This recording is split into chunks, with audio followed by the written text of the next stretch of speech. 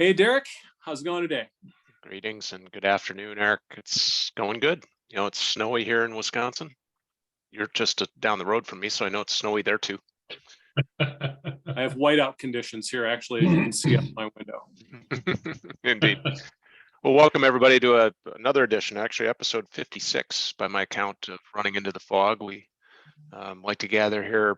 It's almost a regular weekly cadence on Wednesdays at noon Central Time to bring in guests who, in one way or another, whether it's personal life, professional life, or both, they encounter a certain degree of fog in their lives. And John, we're going to lean into that theme here today with you. John Arms, welcome to the podcast. We're excited to have you. Thank you for having me. It's snowing here as well, so we have all three of us have that in common. You're in Minneapolis. Right? I'm in the Twin Cities. I'm in South Minneapolis. Yeah, so I think we're just about done with the snow, and I'm just about ready for some like Arizona weather. I don't need snow. Don't have to have it. Yeah, right on. So let's get this party started. The first 30 minutes or so fairly open, then we'll kind of close to the outsiders that aren't registered on the platform. Here in the second half of our hour. But John, when you think about having started a fractional leadership university, if you will, now 4 years or so ago, I imagine that brought along a certain amount of anxiety. You kind of going out there, adventuring on your own, finding great partners who you could adventure with, such as our mutual dear friend Jason Voyevich, who, Jason, I really do hope you come on the second half and serve as one of our interlocutors with our mutual friend John here. The question I'd like to lead with today is actually inspired by Jason, and it's one that I think a lot of individuals and organizations are trying to struggle and cope with right now, and that is in the wake of this trend of quiet quitting and the great resignation, or even the great reorganization, and we see that happening more and more. Some of that vernacular is interchangeable to a certain extent. But why is it that corporate workers are so burned out? And is that a new thing? Is that a COVID thing? Or is that a phenomenon that's been brewing for a while? And where does your venture or co-venture through Voyager University really come in, Sure, as it relates to that? Yeah. Well, that's a really full, rich question, and I can't wait to attack it. We provide the relief for all of that, but you said something. It has been brewing for a long time. It's often thought that COVID is the trigger for that, but that's not actually so.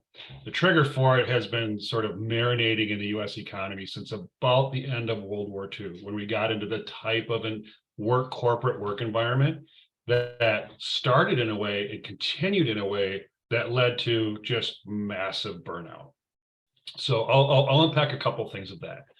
When my dad started in business in the 50s, it was a 40-hour week, and it was, the CEO made about 4 or 5 times the average worker. There was no expectations greater than that. And on either the talent or employee side or on the ownership side, that was just the way it was. But then that was sort of the low side of its arc up. But as it continued, because I might say the word insatiable desire for more profit. It was pretty healthy for about 20 years into the 70s. But after that, it got nuts. Like, yep, we want more profit, which means we want more of our people's time so we can charge more and make more. So now, of course, it all led to, we're going to reach into your weekends. Here, have a computer and a phone. You can work before you go to work, and you can work after you go to work. Here, you're hop on an airplane. Let's get Wi-Fi on those airplanes so you can work there. You're going on vacation. Well, make sure you bring that laptop. Work followed us everywhere. And it was technology made it very easy to do so. But you can't do that if you're a dairy farmer. You can't just, work in the agricultural sort of society we lived at. It was there was clear boundaries. But in a technology society, the boundaries are not very clear. And that was taken advantage of. And to the great, some would say, economic progress of the American work engine, but somebody was on the demise side of that. And that was the worker, because the weekends went away and the time with the kids went away and the family time went away and the vacation got eaten too. And so when you sort of step back and notice that, okay, COVID paused all that, and two things happened. One, psychologically, we very quickly came to grips with our own mortality. We might not wake up tomorrow. This COVID thing might end it all for me. So I'm really going to focus on what's really important to me. And then two, which is more of the business side of it, is it looks like I didn't need to be in the office anyway. I didn't need to work weekends anyway. I didn't have to work on the airplane. I'm doing just fine with an $800 Dell and a phone. In fact, I'm getting some of what I've always wanted back. So I think COVID gave us the pause that provided us to look at the lens on that and say, can I swear on the show? If I can. It's BS. It's, this is all BS. It's like I got totally taken advantage of. Maybe I allowed it to happen. Maybe it was intentional. Maybe it wasn't. But the net outcome is the net outcome. And people are revolting against that. And that's why people quiet quit. That's why people quiet resignate. I think what really, really put sort of the icing on the cake on that in this last 2 years, when we realized just how much largesse happened because of workers' effort. We're talking CEO compensations we can't even comprehend. We're talking, stock shares. 99% of the world just can't get their arms around the numbers that are around that. And what people are saying is somebody won, and it's about 10 people, and somebody lost, and that's about 350 million people. And so that's created a new norm. That's a long answer to a short question, but those are some of the dynamics at play. How it relates to the other part of your question, how it relates to Voyager is, we're the relief mechanism for that. Is, what? Screw it. My destiny was not determined by myself. I went to work for a company. My destiny was determined by the success or failure of that company.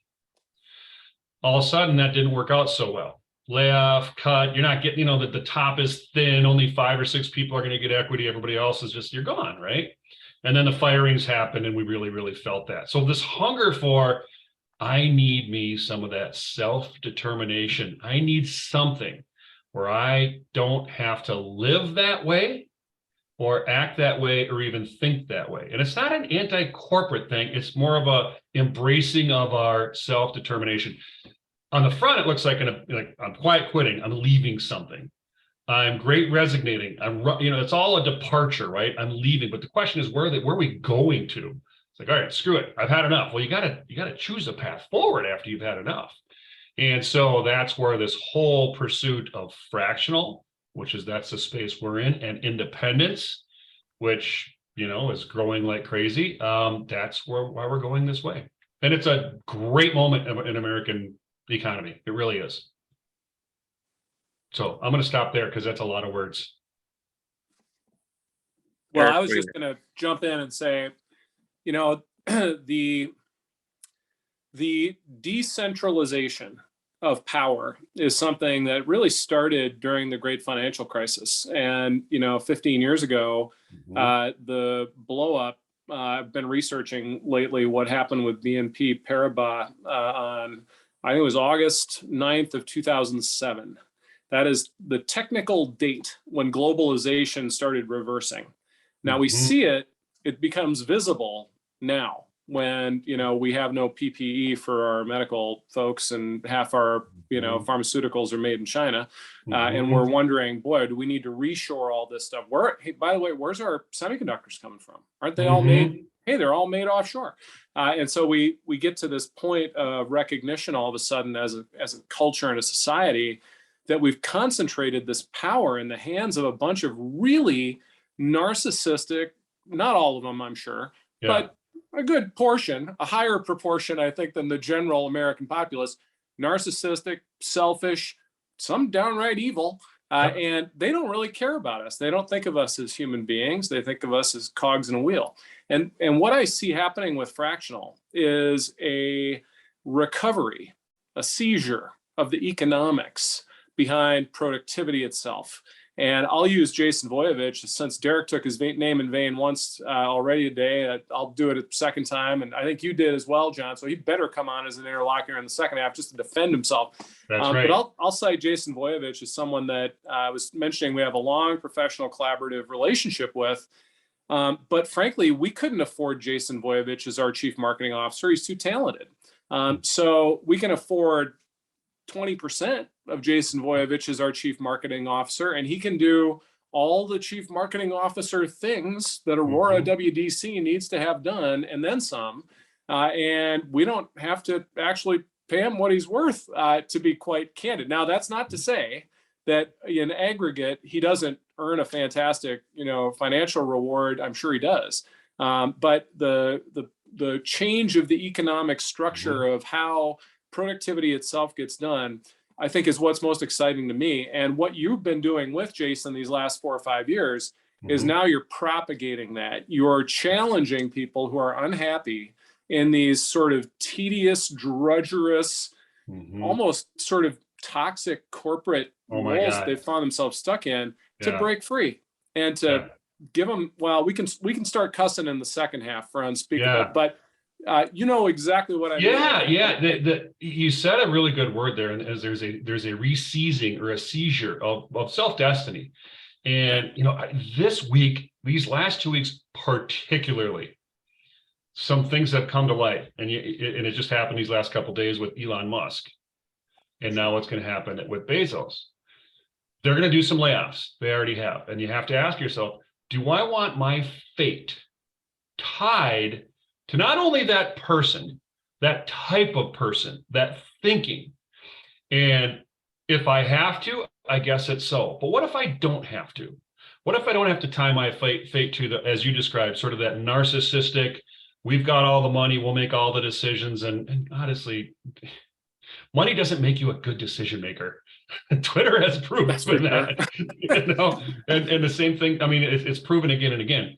And what people are saying is, no, I don't want my fate tied to that. Not just Elon, right? That mentality. I have more to contribute to this world. I want to help more. And I can't help Twitter. I can't help absorbed companies continue to do more self-absorbing. But I can help companies that add some value to the world, that can do things, that can grow, that can innovate, that can just do these amazing things. And quite honestly, there's about 30 million of them in the United States. It's the middle of the market. All the places where the big companies are now, at one point, were some idea in a garage. That's sort of the American fable, right? And what Fractional has done, and a re-seizure of my time, it said, hey, you've got a great idea and you got great talent. Let's put them together and grow and advance and not have what we've had for 75 years. You come in here and I'll overstretch our budget and pay you $300,000 a year. And all you're going to do is sit in our office and, quite honestly, you don't need to work that much because you put in your time. Your wisdom is worth way more than your time right now. So yeah, all these dynamics are coming into play in this re-seizure of my time and my own self-determination. And then there's this embracing of it from the hiring side. It's amazing. You're a company that's like millions of others, and that is, not only do I not want this person as my CTO, CIO, full-time around here all the time, not only for economic reasons, we just don't need it. COVID shows they're a pretty productive person with all that experience and a laptop and a little bit of time. And so the whole thing is shaken up, and it's to the betterment of our society. And I'll tell you why. The amount, this is my prediction, the amount of innovation that has been stagnant inside of corporate halls has been unleashed because of Fractional. And that means the people who can be fractional, it's like a dog let off leash at a dog park. Like, open the gate and out they go. They're excited and they're happy and it's awesome and there's no leash and it's fantastic. And you could never do that at a Fortune 5. You're stuck, by and large. At the other side of it is those catching and utilizing that talent. Like, oh, we just can't afford this person, or we just can't get to it, our corporate structure. How about some outside energy that is super high energy, super wise, super talented, knows stuff that we don't know, that we can bolt onto this organization and we can all grow. We can go up and to the right. So I think that is going to create just a ridiculous amount of innovation, which will mean productivity here on our shores over the next 10 or 15 years. I don't even think we're only at the very, very tip. But Jason and I still, the idea of fractional, if you were to look up fractional a year ago, it would have had to do, Google would have said, fractional is how you measure fluid in a distribution model and some sort of tool in an airplane thing. It's only now like a term in the vernacular. When Jason and I started this, was like gig work. Wait, it's consulting. Well, it's not really consulting. Well, it's freelance. Well, it's actually not really freelance. We're just getting to like a vernacular where we can talk about this dynamic.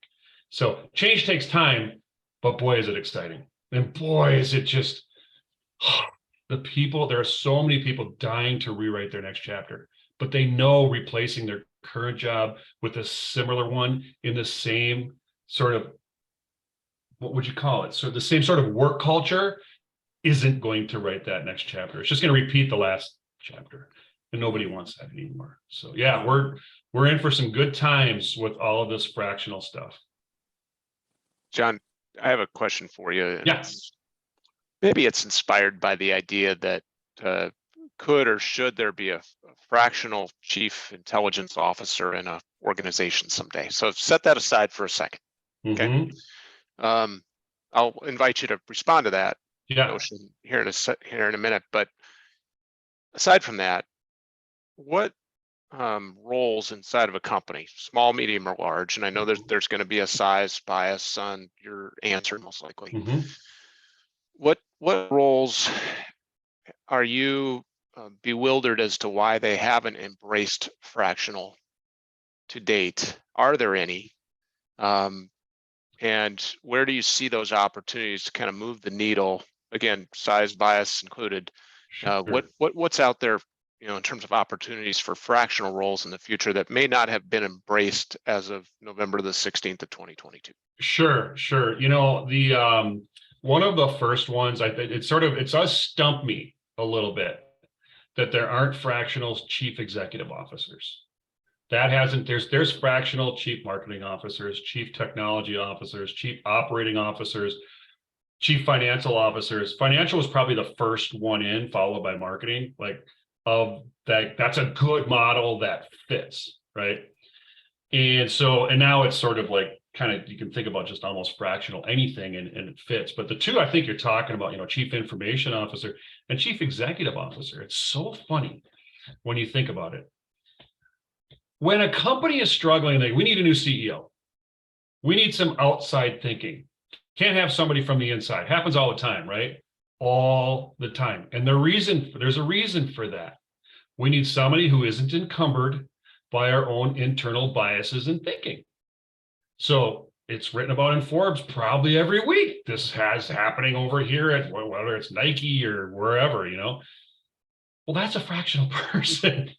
They're not going to come in and say, guess what? Elon didn't come to Twitter, and he has not done a good job, but they don't come in with their outside thinking and chain themselves to their desk and just grind their way through. The value is their outside viewpoint is what's going to bring that forward. It's going to move the company forward. Otherwise, he wouldn't be looking to replace it. So the very nature of fractional is you're bringing people with outside perspective. And guess what's killed companies for decades? Inside perspective. We can't get outside of our own box. Companies, they will tell you this all day and every day. We just can't get any fresh thinking here. We're too big. We're too siloed. All sorts of things. So you get some outside viewpoint. That's what makes fractional so good and useful and attractive to companies. And as a fractional professional, it's fantastic, right? Because your company's like, hey, I don't need you to report your time. I need you to point to the 3 different bear traps that are ahead of us that we can't see. Whether it's ops or IT or finance. Second part of what you talk about, absolutely a chief information officer. When you think about the kind of information that is going to move a business or an idea forward, it's either going to be in distilling what you have or something from the outside. Now, are you going to be very good at doing that at a company? It's probably spread across a couple people trying to do it.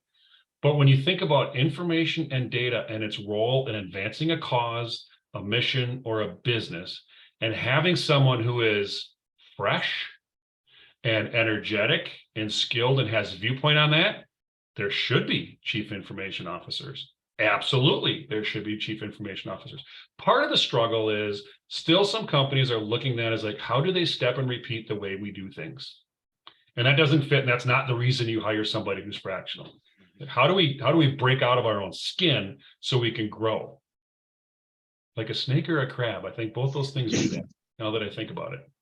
Crabs, snakes, lobsters, you got to break out of that skin, right? Otherwise you get stuck. So yeah, I think there should be chief information officers. And it makes me think about it. We got 270, 80, I don't know, some big number of wonderful fractionals in our community. And I'm just wondering how many come from, we got CTOs. We could probably have a few that come from a CIO place. Time to talk to them a little bit more. So that was actually going to be my next question, is what percentage are fractional CMOs versus all others?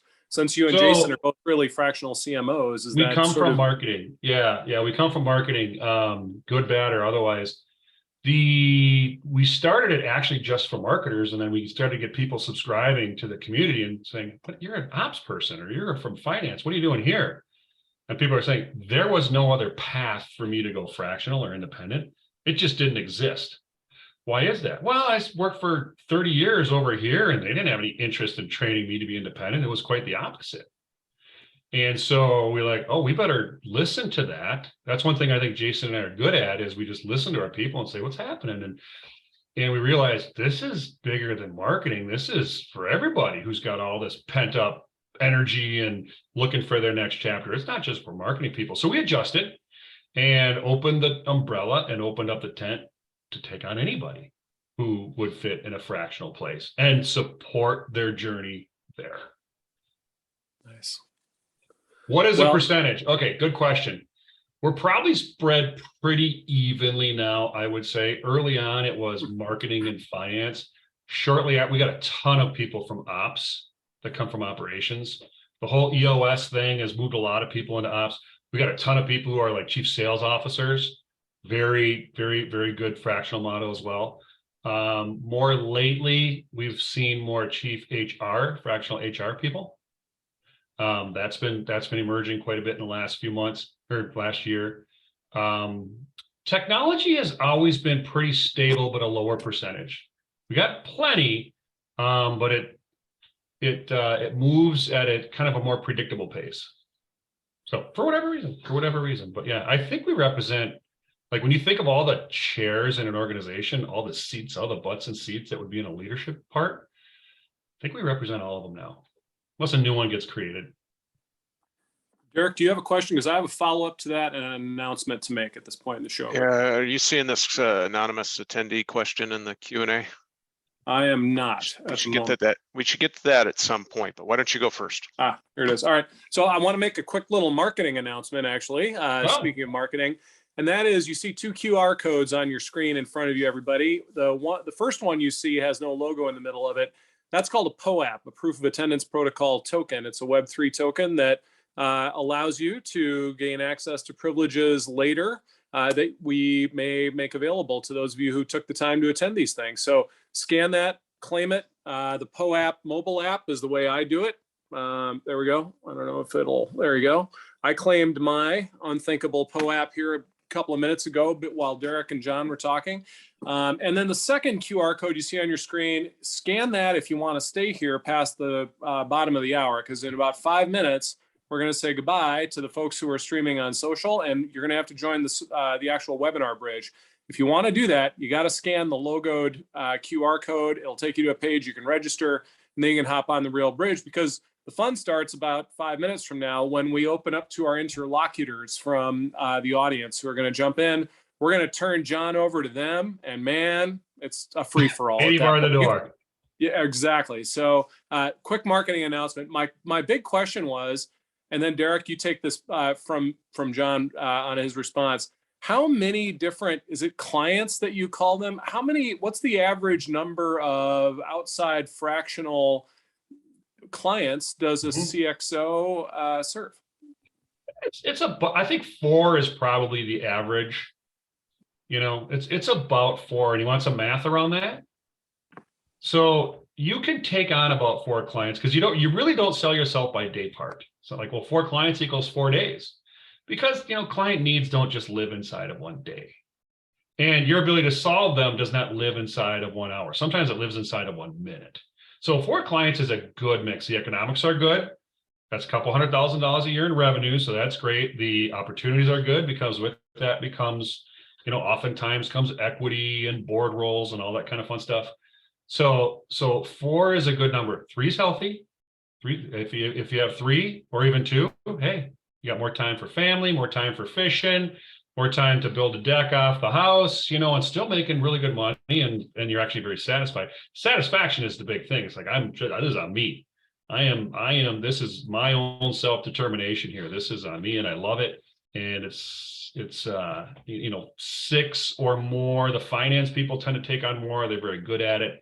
Some of them tell me, some of the work they do is somewhat programmatic, so that allows them to take on more. But 4 is healthy for everybody, healthy for the client. And yes, they're referred to as clients, and healthy for the practitioner, for the fractional pro. I had 6 at one time, a little nutty. How do when you just finished, John, talking about the 1970s and 80s being the advent of this, hey, take your cell phone on vacation, your laptop on vacation, you can work before work and after work, that type of stuff. Right. In that model, how does one balance, if you're a fractional leader like that, how do you balance, having so many clients where it's not, to your point, a day part, Right. and is it just that the energy of serving different types of businesses and different colleagues and different types of leaders in these businesses allows you to kind of break free from the doldrums of serving just one inside a business? Does that have a lot to do with it, I would imagine? It has more. The successful application there is cadence. When you have clients, you very quickly recommend, let's get on a cadence. Let's meet every week for an hour. Let's meet every week for 2 hours, or some cadence, right? Because the real thinking happens between the cadences. And so clients love that. They're like, oh, thank God, we've been trying to have a meeting about information for months. Now it's every week and it's at this time and I can have some relief.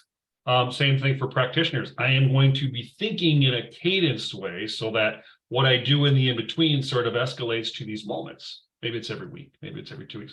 And generally there's kind of a dashboard that comes with that. So that right there is the success factor to that question you had, is cadence is how you do it. So again, it's not a day part, right? You're sort of working up to those moments in your week. If you have 4 clients, you probably have 4 meetings in a week or you're meeting with leadership for a half hour, maybe an hour, something like that.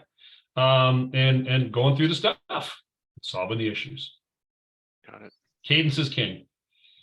As we pivot here from first half to second half of our time today, I'm going to read this question. It's kind of a statement and a question from an anonymous attendee in the Q&A to you, John.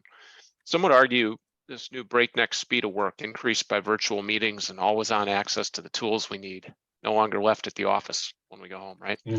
Hurts more than it helps. How would you describe the responsibility of leaders to measure and prevent the negative impacts of innovation? In the fractional world, you are the leader. So you're in charge of putting up the walls and the parameters around that. You're your own boss and you create your own rules and you create a cadence and you sort of set that. So it's far easier when you're a fractional to do that. Because let's say you go, I have 4 clients and I'm going to do 1 meeting a week with each. That's 4 days. Nobody's going to touch my Fridays, and the laptop gets closed at noon because that's when I want to go work out or some such thing. So it's very easy for you to do that. And quite honestly, fractional clients, they'll appreciate that, because quite honestly, if they brought you in as a fractional, they don't have a cadence on what you do. That's why you're there. They don't have a cadence or a structure or even people to do the information stuff or the marketing stuff or the sales stuff or the ops stuff. Or if they do, it's chaos. So you sort of guide that for your clients. Now, on the corporate side, I think the question was, how do you sort of encourage leaders to have some respect for that? To that, I say, good luck. I don't see it happening. I see a lot of talk about it, and a lot of here's this and here's that, and we should. It's just not built into the economics. As long as the economics are built on profit, is returning shares back to shareholders, it's going to squeeze the people as much as they possibly can. And you can give lip service to how you're going to HR this thing like crazy. Now, there's some checkpoint that's happening on a macro scale, and that is people like, listen, if you don't do it my way, I'm out. I'm down the street. They're hiring.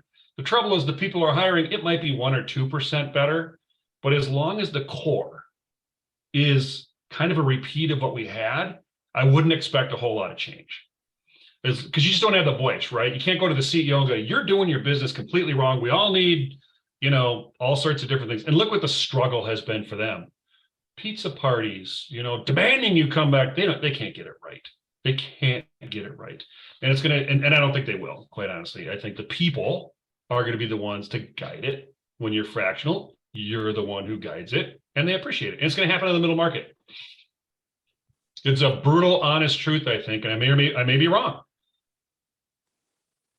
Words of wisdom. On that note, we're going to say "Das Vidanya," Rossiyskaya Sviat Robotov. All you Russian botnets can go back to Kherson and take it up with Vladimir. We're going to say goodbye to everybody on social. If you haven't converted by now, you're not gonna. So we'll see you next Wednesday. And the live stream is gone, but Very we cool. have one of our all-star interlocutors, Teresa Pfeiffer, joining us here. Teresa, welcome to the show. John is all yours. Hey, Teresa. Hey, everybody. Good afternoon. I'm calling in from snowy New York as well, so it looks like we're all playing in the same conditions today. Yeah. How Hey, are John, you? I'm doing great. Thanks. Thanks for being here, because I come onto these shows to learn something new, and I'm not afraid to tell you that most of the time the new subject matter experts that come on here are introducing new concepts to me. So thank you for that. When I think about this fractional concept, again, coming in cold, I think about how well it plays into the satisfaction that people were looking for in the gig economy, when they're trying to get away from the monotony and the mundane day-to-day that they're up against with their job, and they're looking to piecemeal moments of satisfaction where they can leverage their own gifts, but they're doing it on the side, right? So we're making this up with a lot of side gigs, maybe with side projects that we're trying to do outside of our work, but to be able to weave that into a career fabric where you're able to build those gigs into and make that your job, create your own cadence, and really monetize this, right, for a living. I mean, it sounds pretty fabulous. It is. Can I address some of those things? Please. Because you're spot on. So when you think about like the side thing, so if you're working at a big company X, we'll call it company X, 10,000 employees, a structure and deliverables and all that kind of stuff, shareholders, all that kind of stuff. So even you having maybe I want to write a book, maybe I want to do another thing, your desire to make it your full-time thing is counter to what you're responsible for there. It's not in the fabric, and it can't be, because the structure doesn't say it says we're not going to make money, we're not going to benefit from it. You are. So therefore it's not in our front view. Flip that now to fractional, right? Where now it's not a side hustle at all. It's part of the fabric of your career. You don't have to do it on the side and quietly and steal time from lunch or a meeting to go work on a book or a new business idea or something. It's part of the fabric of your career. And think about that. Like what kind of energy would you put into the first one? Well, I'm already tired from work because I have to have my laptop open at 9 o'clock at night. And then this other side hustle is just going to be this extra thing that's going to tire me out. Fractional, that's not anymore. I've got my clients. Maybe I'm on a board somewhere. Maybe I am writing a book. Maybe I do have another side hustle that's not even related to my fractional service. That's all right in the front. You can do that. It's not contradicting your income or your revenue stream. In fact, all it does is complement it. Mhm, So mhm. I like your word, the fabric of your career has changed. I think what we hear a lot, I'd say on the back end of this year is so many people are like, I need to open a new chapter. Mhm. And I've been looking for a new job. And quite honestly, that's not the chapter. The job that's at a new place is 99% similar to the job I have now. Maybe there's more money, maybe there's not. The same risk still includes, I might get laid off because that happens. So people are saying that's really not the chapter. It's not going to come from the job. It has to come from within. And defining the own fabric of your career is where all that good energy gets to go. Fractional creates that. It's a good point. What sort of sustainability is there in planning? I mean, you're still prone to layoffs and someone not needing your service anymore. How do you plan for longevity and sustainability when you still have to support a family? But I'm guessing these gigs you're signing on for are still just time stamped. Yeah, so typically not. Fractional, the difference between fractional and consulting or fractional and freelance is those are projects. Fractional is retainer. As a fractional, you're coming in as a critical gear to a business's growth, which means you can't go away. So let's say, geez, we don't have somebody we don't have anybody really running sales. It's just the CEO. We need somebody there. So we need a gear, and we're going to hire a fractional person, right? Well, unless they give up on sales, you're there until you blow it, or you get, the other side of it, which is what you get equity and you help it grow. So fractional is gearing, not project.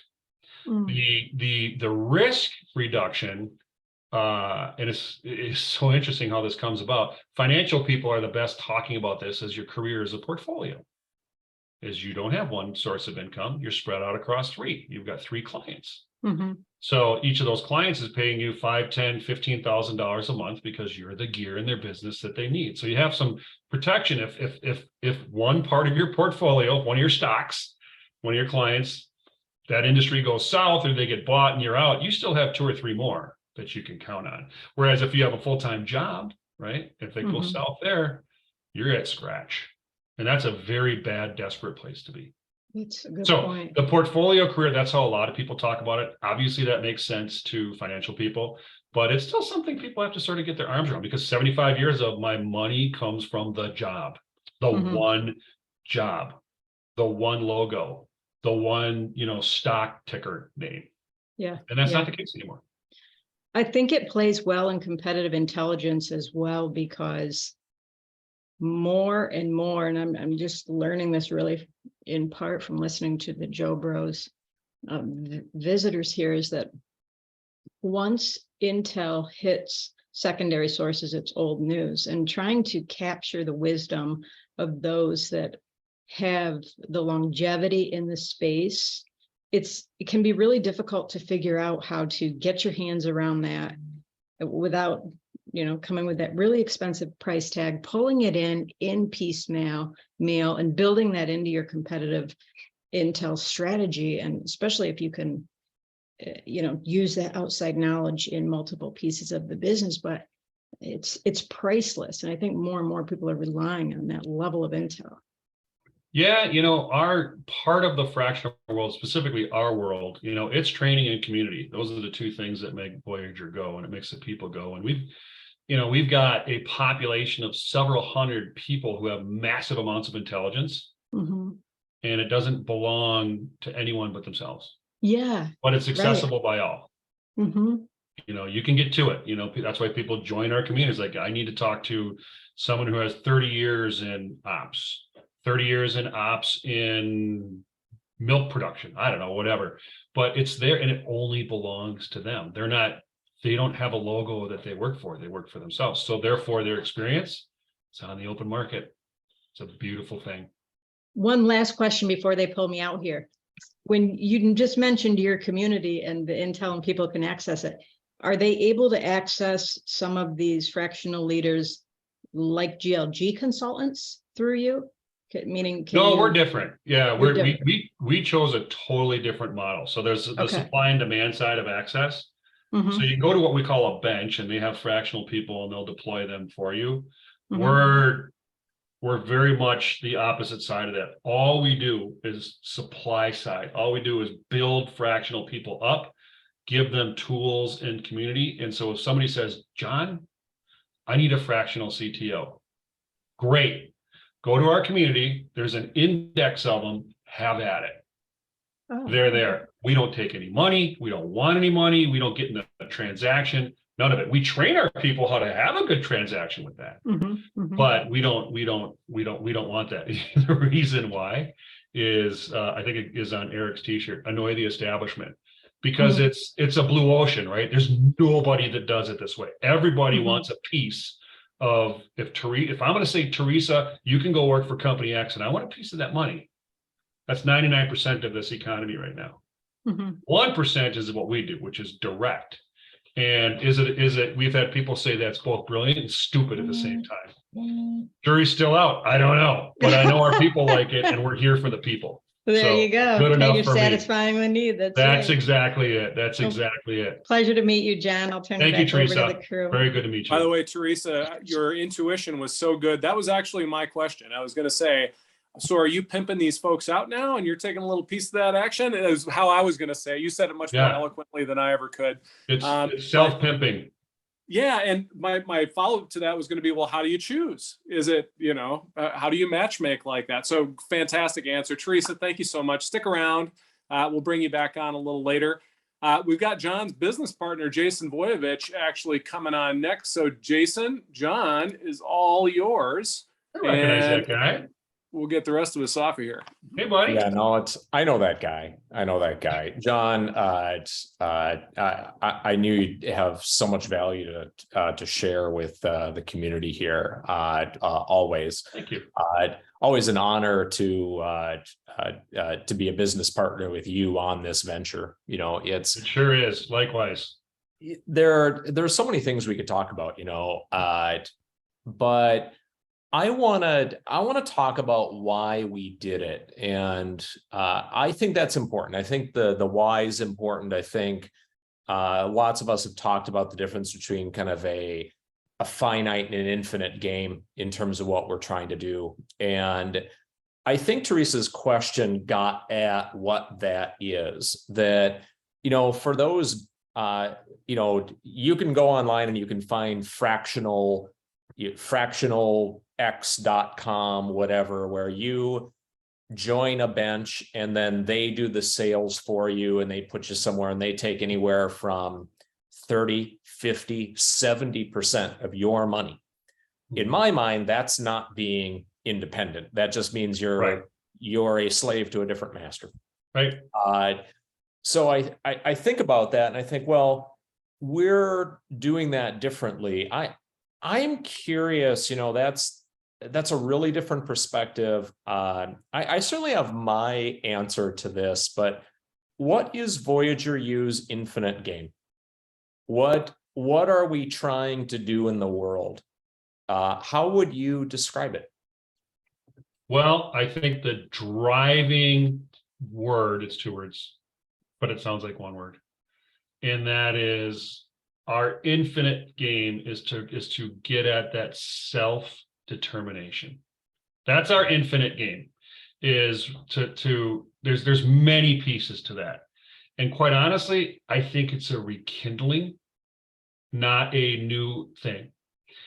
When you think about the American way, the American history, whatever our country has been, independence has driven most of it. We didn't have corporate structures. I mean, yes, we had J.J. Hill and we had railroads and we had all this kind of stuff.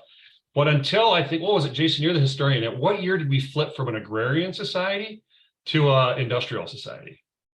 It's been about half and half. When you think about the arc of history of the United States, It was about half agrarian and then half urban. And there was a pivot point around 19-ish hundred in there when it kind of it finally flipped. So to your point, right, John, I mean, there was no time at which we've only had this way of work for since World War II. We didn't pretty much have that before. Yeah, and I think important too is it was the first half where independence was at its core. And when you think about independence, just how it was written in our Constitution and how we thought, I mean, independence, right? And freedom is at the very core of this country. And only in the last third or fourth of our history has our work culture been sort of in direct conflict to that very, very core thing. And the reason I brought up agrarian is, I mean, there's nothing more independent than agrarian, right? If you're a farmer raising cattle or grain, right, you're on your own. I don't know millions of farmers, but I know a lot of farmers, and I spent time with them. It was like, it's their own thing. They take all the risk, they take all the reward. And so it's our history, our arc of history as a country has mostly been about self-determination. And even when it switched to sort of a corporate cycle, post-World War II, it was only about halfway through between that start in the 50s to now, only half of it did self-determination get really pulled out of the equation. And we want it back. And that's what you and I want to do, is like, yep, go fractional. Go get it back. And because guess what happens to America when we have all of that freedom and free thinking and less leashes on us and ability to be free and think free and make money and do things. That's what makes America great. It's an engine of commerce. It's an engine of productivity. I read a great thing recently, and somebody said, they talk about what happened, right? There were times when we were building universities and inventing things, and all we're doing now is satisfying shareholders. There's more to America than satisfying shareholders. Yeah, I would agree. Yeah. It's kind of a deeply, to me, it's deeply personal. For both of us, it's personal, but to see people who come out and they join Voyager U and they start kind of getting into it, and to get a phone call from someone who just got their first client. Yep. And contrasting that from the phone calls that you and I have both taken from people who are laid off and they're frustrating and they have real mental health issues. I've talked with people who have physical health. Yep.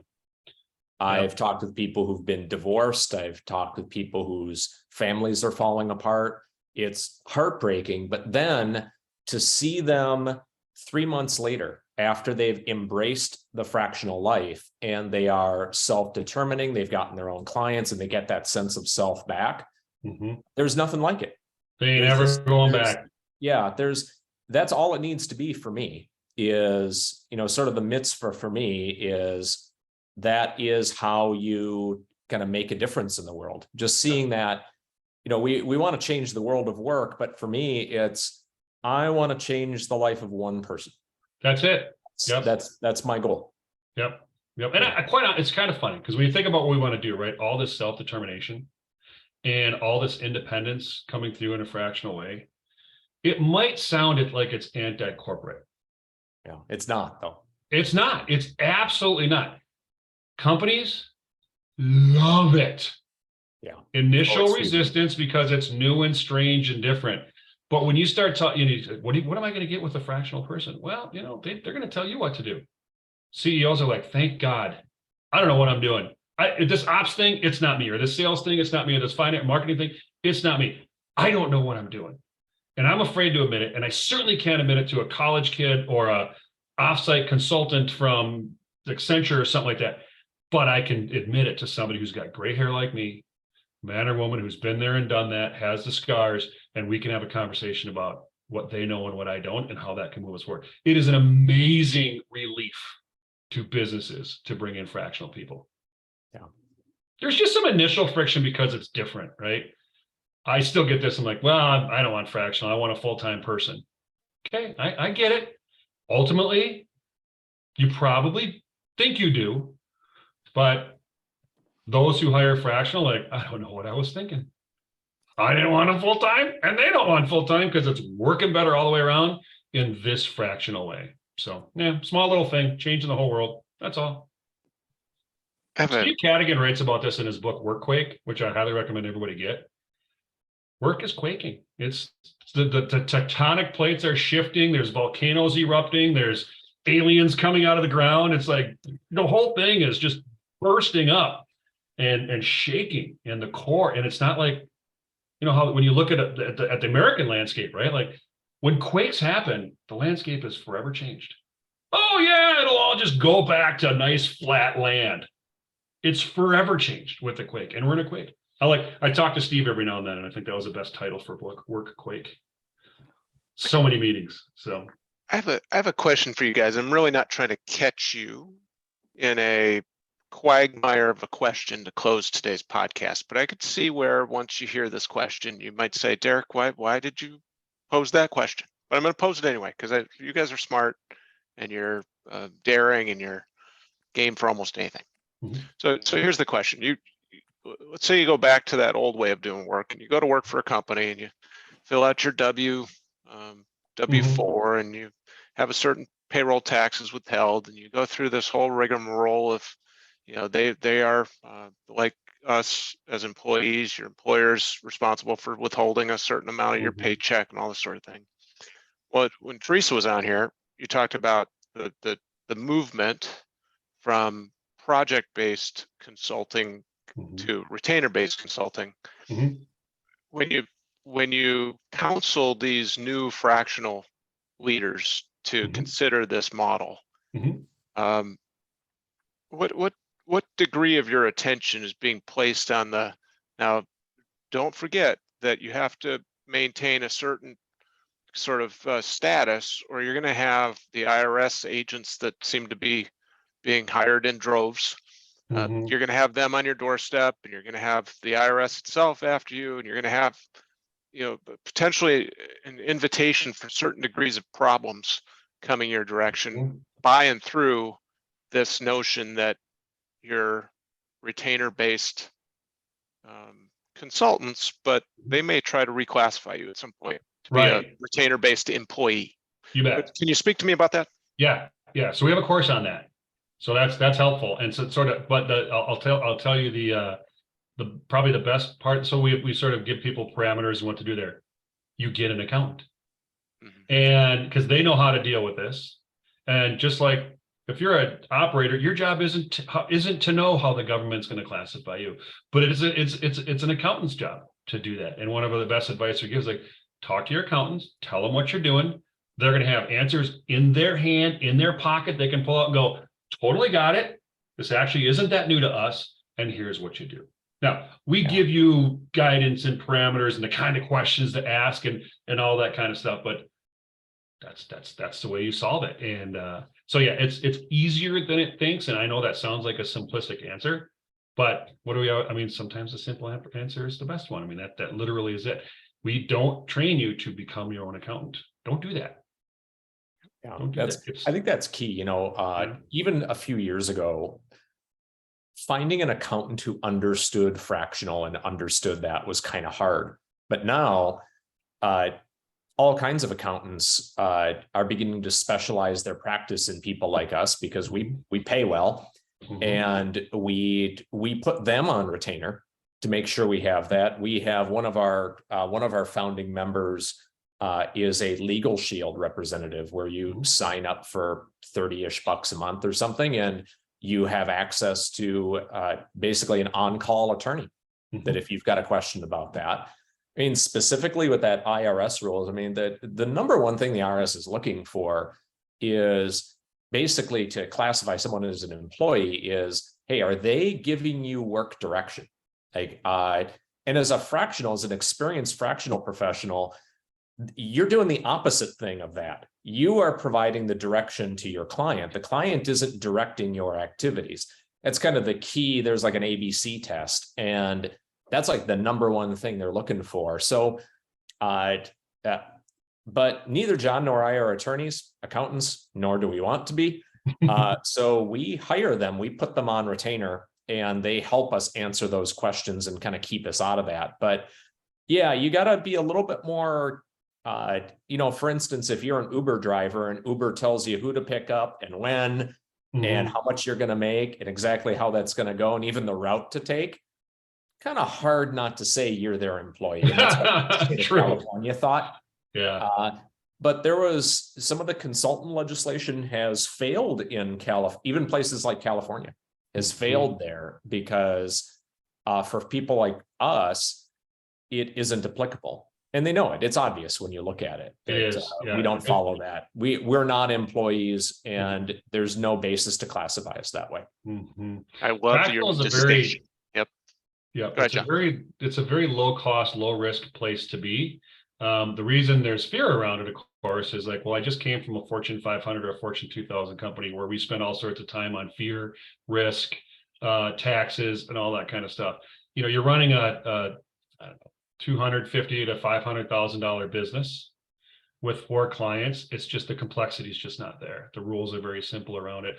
What we found out, Jason would probably speak to this too, is people also get a kind of a fresh perspective on it, because they're like, well, that seems different and a little scarier, but compared to where I'm coming from, stuck, laid off, I don't have any tax status right now, it sounds pretty good. So and with these, unfortunately, with the more layoffs coming, I think, was there 10,000? Who laid off 10,000? Yeah, 10,000 Amazon. Amazon. We have John and I have a half-day course coming up, a few of them scheduled to give people kind of a boot camp in becoming a fractional.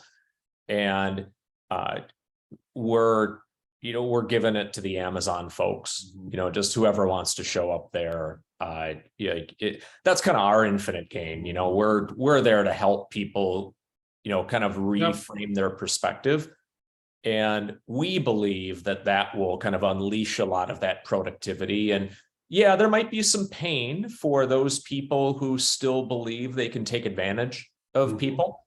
That's okay. We are happy to give them that pain. We take pleasure in rebalancing the scales a bit. Yep, because clearly it's been imbalanced to a degree that's very unhealthy to 99% of our people. I would argue it's even unhealthy to the 1%. Yeah, it is. That's true. They're not getting that they are locking that innovation away. They're locking that thinking and productivity away because they think that the only way to extract it is to control it. Yeah. And our perspective is the only way to get it is to unleash it. Set it free. Yeah. Got to set it free. Yeah. I think Meta's going to be ready for one of your boot camps too, if there's any truth to the layoff projections here as well. The other scary to watch, isn't it? It's tough. We saw the projections and the numbers, all of us, coming down the pike before, but now you see the stories coming out in LinkedIn about even the techies who thought they had job security, just waking up to that pink slip. Do you guys think, and this might be for another interlocutor section or something, but do you think this is bigger than us, right? Bigger than any of us and Jason and I and all of our biggest dreams and aspirations? Do you think this is sort of the world resetting things above all of us? Like, listen, the system doesn't work. We're gonna, and so, like, you know what I mean? Like, layoffs are happening at a big scale. All the money is aggregated. It just doesn't work, right? I mean, is all of this like what in nature, right? Like, there's a correction in nature when things are super out of whack. Sometimes that's botulism. Sometimes it's fires, right? Fires reset the health back in the ground when it's unhealthy and healthy. Sometimes I think, and I'm not getting spiritual or anything, sometimes I think like there's this, when things are so out of whack, there's a natural correction. I don't know what you call it in this scenario, but I feel like there's a natural correction. And we're experiencing that.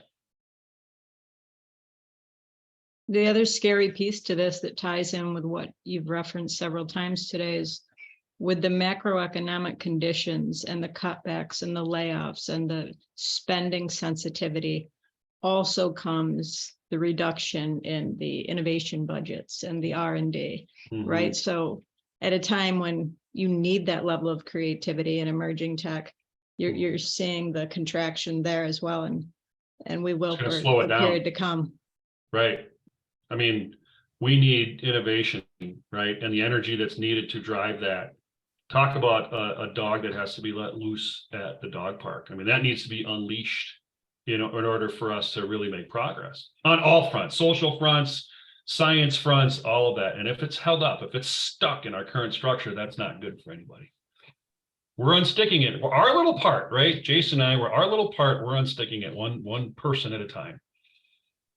I tried to actually show your website a few times here the last couple of minutes, and for some reason, Zoom doesn't want Fractional chief executive anything to be showing up on screen on their shares. So unfortunately, I couldn't do it for whatever reason, but I did put your website address in the chat. So everybody go check out Voyager U and see what they have to offer there. John, any final words of wisdom you want to leave us with? And then Derek's going to tell us who our guest is for next time.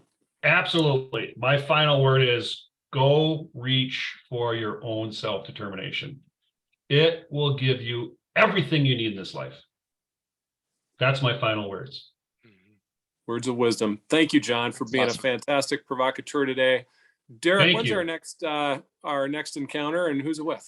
Well, before I get to that, I want to thank Teresa. You always bring amazing questions and thoughtful perspectives to the mix. And Jason took a little prodding, but we got you on screen, and appreciated your perspectives today too, my bud.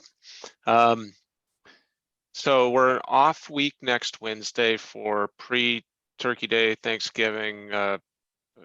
Fact is, I'm in a car driving to Michigan.